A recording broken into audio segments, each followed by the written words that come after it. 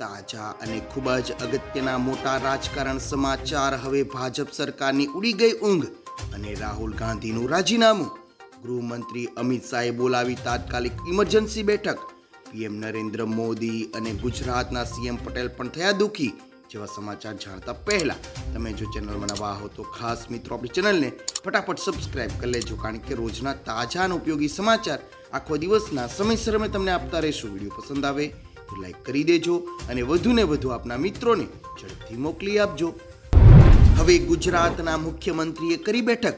CM Bhupendra પટેલે ગઈકાલે ગાંધીનગર ખાતે કેન્દ્રીય જળશક્તિ મંત્રી અને ભાજપ પ્રદેશ અધ્યક્ષ સી.આર. પાટીલ અને પ્રદેશ સંગઠન મહામંત્રી રત્નાકરની ઉપસ્થિતિમાં ગુજરાતના ભાજપના નવા લોકસભાના સાંસદો સાથે બેઠક કરી હતી. આ દરમિયાન સીએમએ ચૂંટણી જીતવા બદલ તેમને અભિનંદન પાઠવ્યા હતા. તેમણે મત વિસ્તાર અને ગુજરાતનું પ્રતિનિધિત્વ કરી વિકસિત ભારતમાં ગુજરાતના નિર્માણમાં શ્રેષ્ઠ યોગદાન આપે તેવી શુભકામના પણ આપી હતી.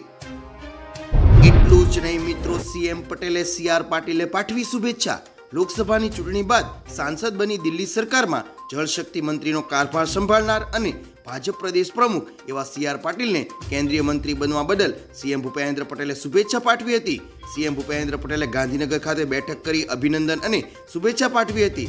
સરકાર પાટીલના માર્ગદર્શન હેઠળ આવનાર સમયમાં જળ સંસાધનના વિકાસમાં કામ કરશે તેવો વિશ્વાસ વ્યક્ત કર્યો હતો. ત્યારબાદ ગુજરાતના ગૃહમંત્રીએ આપ્યું મોટું નિવેદન. પાવાગઢ ખાતે જૈન પ્રતિમા ખંડિત થવાના મામલે ગૃહમંત્રી હર્ષ સંઘવીએ એક્સ પર વિડીયો શેર કરીને જણાવ્યું છે કે પાવાગઢમાં જૈન પ્રતિમાઓ પુનઃસ્થાપિત કરવામાં આવી રહી છે. સમગ્ર ઘટનાની તપાસ કરવા માટે પંચમહાલના જિલ્લા પોલીસ વડાને આદેશ આપવામાં આવ્યો છે. નોંધનીય છે મિત્રો કે જૈન પ્રતિમાઓ ખંડિત થવાથી ગુજરાતભરના જૈન સમુદાયના લોકો નારાજ જોવા મળ્યા છે. આગળના સૌથી મોટા દુઃખદ સમાચાર. અને પશ્ચિમ બંગાળમાં ફરી એકવાર મોટી ટ્રેન દુર્ઘટના થઈ છે. દાર્જિલિંગના રંગપાની સ્ટેશન પાસે ઉભેલી કંચનજંગા એક્સપ્રેસ ટ્રેનને માલગાડીએ પાછળથી ટક્કર મારી હતી. ટક્કર એટલી જોરદાર હતી કે કંચનજંગા એક્સપ્રેસના પાછળના 3 ડબ્બાને મોટું નુકસાન થયું છે. દુર્ઘટનામાં કેટલાક મુસાફરો ઘાયલ થયાના સમાચાર છે. દુર્ઘટનાથી માહિતી મળતાની સાથે જ રેસ્ક્યુ ટીમ તાત્કાલિક ઘટના સ્થળે પહોંચી ગઈ છે અને બચાવ કામગીરી પણ ચાલુ કરી દીધી છે. આ ઉપરાંત ટ્રેન દુર્ઘટનામાં રેલવેએ કરી મહત્વની જાહેરાત. પશ્ચિમ બંગાળમાં ટ્રેન દુર્ઘટનાને લઈને રેલવેએ વળતરની જાહેરાત કરી છે. રેલવે મંત્રી અશ્વિની વૈષ્ણવે ટ્વિટર પર લખ્યું કે અકસ્માતમાં જીવ ગુમાવનારના પરિવારજનોને 10 લાખ રૂપિયા, જ્યારે ગંભીર રીતે ઘાયલ થયેલા લોકોને 2.5 લાખ રૂપિયા અને નાની ઈજાવાળા મુસાફરોને 50,000 રૂપિયા આપવામાં આવશે. ટ્રેન દુર્ઘટનાને લઈને ગુજરાતના સીએમ ભૂપેન્દ્ર પટેલ પણ થયા દુઃખી. પશ્ચિમ બંગાળની ટ્રેન દુર્ઘટનાને લઈને સીએમ ભૂપેન્દ્ર પટેલે દુઃખ વ્યક્ત કર્યું. સીએમએ તેના એક્સ પર લખ્યું કે પશ્ચિમ બંગાળમાં કંચનજંગા એક્સપ્રેસ અને માલગાડી વચ્ચે સર્જાયેલ રેલ અકસ્માતની ઘટના અત્યંત દુઃખદ છે. મારી સંવેદના મૃતકના પરિવારજનો સાથે છે. તેણે મૃતકોના આત્માની શાંતિ માટે અને ઘાયલ જલ્દી સાજા થાય તે માટે ભગવાનને પ્રાર્થના કરી છે. ખાસ મિત્રો એ છે કે આ દુર્ઘટનામાં સૂત્રો જણાવ્યા મુજબ 15 લોકોના મોત પણ નીપજ્યા છે.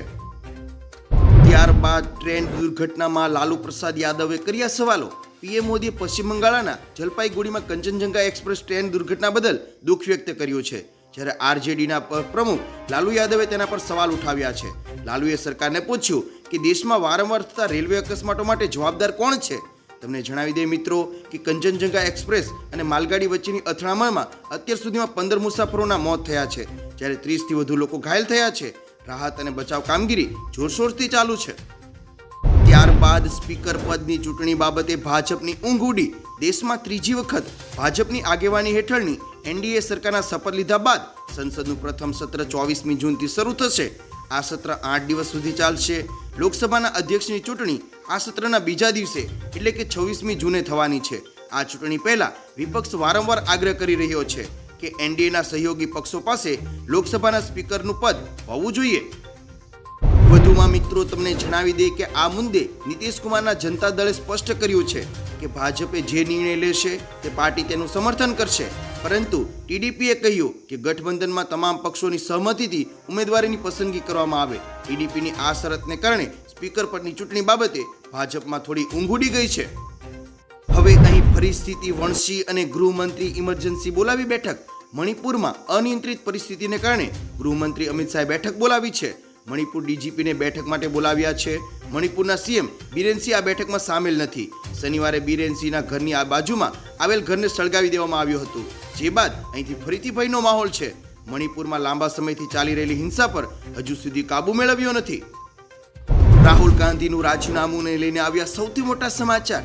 કોંગ્રેસ અધ્યક્ષ મલ્લિકાર્જુન ખડગે ગઈકાલે મીડિયા સામે જાહેરાત કરી છે કે રાહુલ ગાંધી વાયનાડ બેઠક પરથી રાજીનામું આપશે. રાહુલ ગાંધી રાયબરેલી બેઠક પરથી સાંસદ રહેશે. સાથે ખડગે ઉમેર્યું કે પ્રિયંકા ગાંધી વાયનાડથી પેટા ચૂંટણીમાં લડશે. તમને જણાવી દઈએ મિત્રો કે રાહુલ ગાંધીએ વાયનાડ અને રાયબરેલી બંને સીટ પરથી લોકસભાની ચૂંટણી જીતી હતી.